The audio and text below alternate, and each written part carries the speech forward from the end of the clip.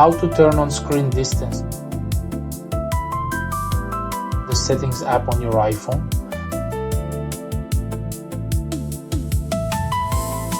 Tap screen time.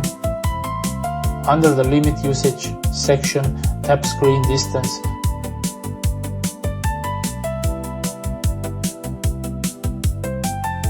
Toggle the switch next to screen distance to on.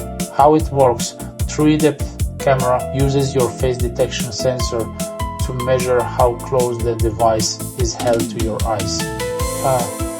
Alert trigger: if you hold your iPhone closer than 12 inches 30 centimeters for an extended duration, a full screen shield appears reading if phone is too close. How to clear: move your phone back to a comfortable distance around arm's length and tap continue. Note: screen distance requires an iPhone model equipped with Face ID running iOS 17 or later.